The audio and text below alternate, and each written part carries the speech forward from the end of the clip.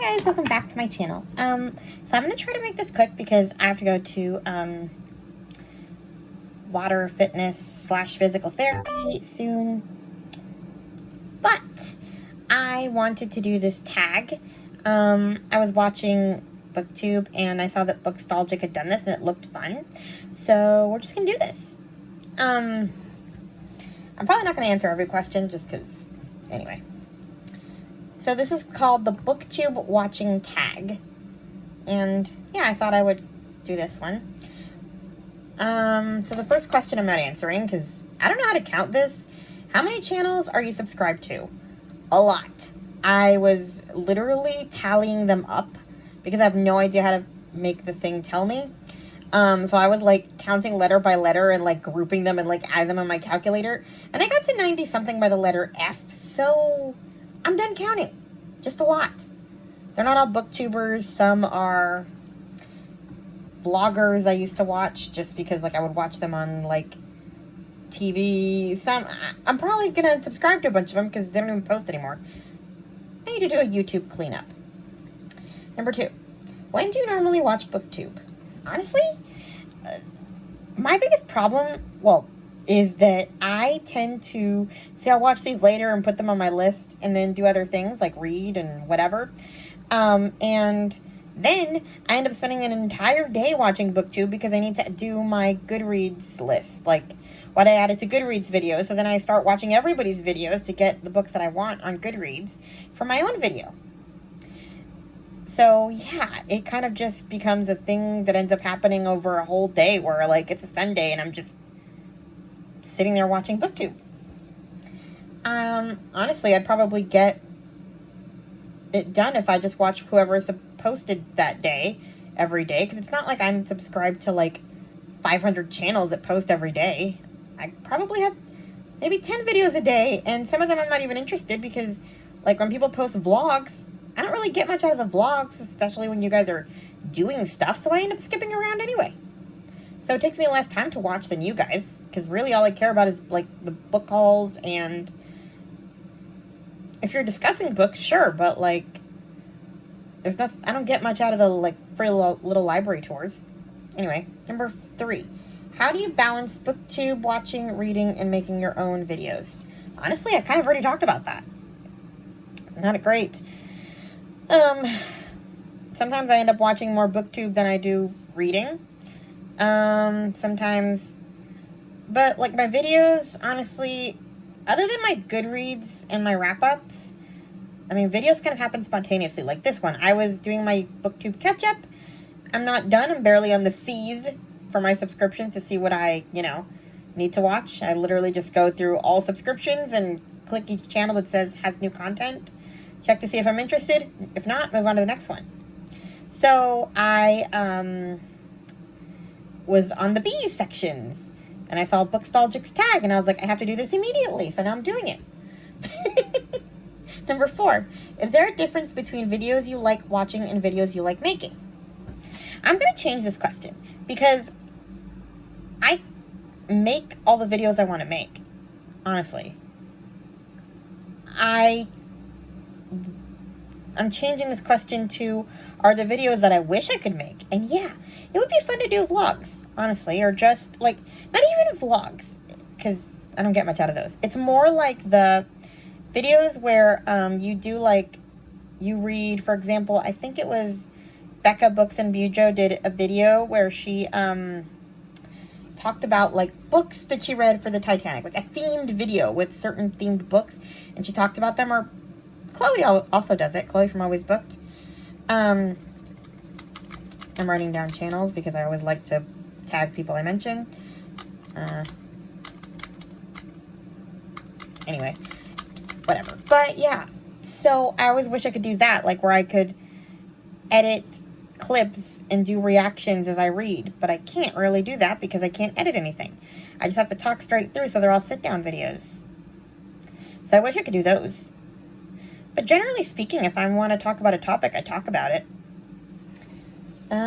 Number 5. Who is the first booktuber you subscribed to and do you still watch them? Well, the first booktuber I ever subscribed to was, we're talking like 2010, 2011. Right when I graduated high school. Well, maybe a little bit after, but that was before I even had an iPhone. I was watching YouTube on my laptop. And I remember I got an iPhone shortly after that, and I was so excited because I could carry it around in my pocket and whatever. But I remember looking up, I read this book, Damaged, by Kathy Glass, for my psychology class in college, and I wanted to see if there was interviews from the author.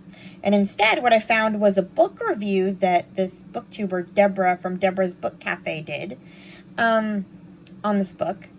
And from there, it was like, she has this whole channel full of videos with, like, all these books she reads and reviews, and, like, it was a whole new world. But weirdly enough, I didn't really go exploring. The only ones that I watched was hers. And then later, I watched Sue's Book Nook. And I unsubscribed to her a couple of years later, only because she was mainly reading graphic novels for a while. And I couldn't really read graphic novels, so I was just getting depressed watching her videos for a while. No offense, Sue. I have since resubscribed. I decided to look her up recently just to see if she was still on. And Sue is still on, but Deborah's Book Cafe is not. I'm not sure exactly when she stopped. I can't remember. I'm still subscribed to her in case she ever comes back, but, you know, it's an empty channel. She took down everything she ever posted. But, yeah, she was, like, the first one I ever watched. And also, what I found really fun was that she was from the UK. I think England, to be exact. And I always thought it was so cool to get, like, replies from England. Because, like, it was, like, the first person who replied to YouTube comments. I'd never commented on videos before. I used to just watch, like, movies and stuff like that on YouTube and not comment. But it was her videos that made me start commenting on BookTube videos. And I always wanted to do them, too, because I thought it would be fun. But at the time, there was really no accessible way to do them as a blind person, so I didn't. Really, it only became accessible with my phone a couple of years ago. Although, I mean, I think other blind people kind of had workarounds, but what the newest updates for the iPhone do is it tells you when your face is showing, like it says one face centered, so I felt confident enough to try to do videos. Anyway, but yeah, she was the first booktuber I ever subscribed to, and I no longer watch her because she's no longer on. Number 6, who is the most recent booktuber you subscribe to? Oh, I forgot to write this. A truth universally acknowledged as of a couple of days ago. Shelley Swearingen. I can never say her name.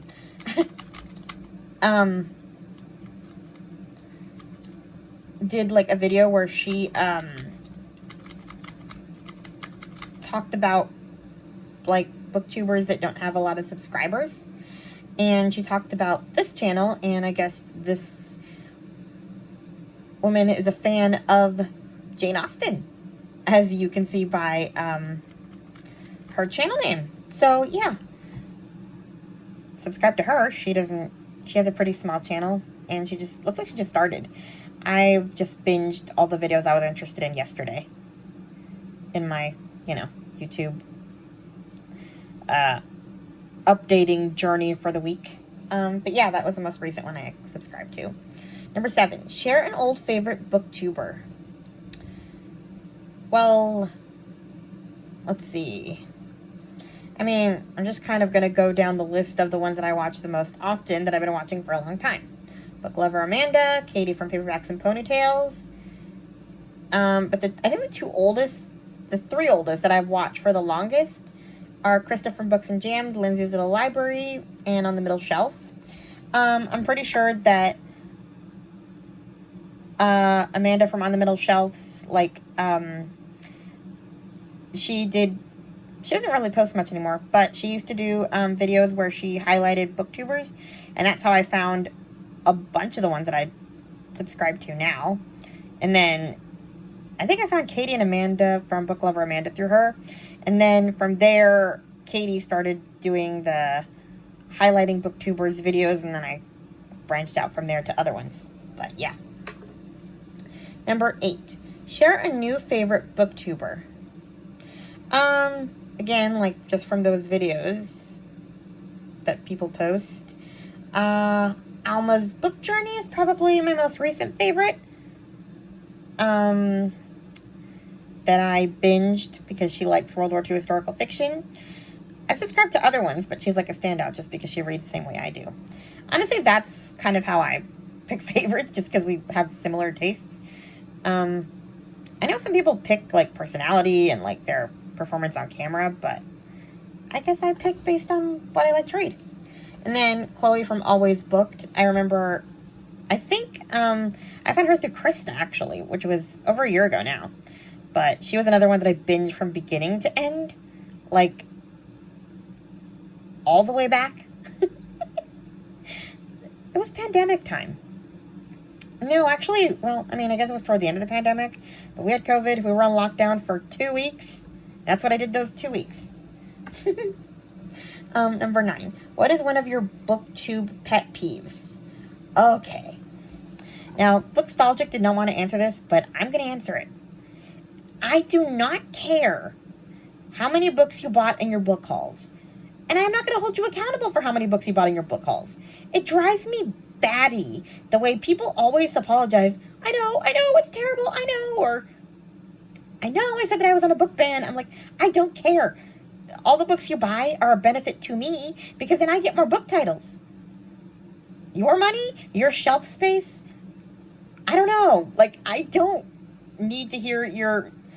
Every time I watch a book haul, I, like, skip ahead because I do not care.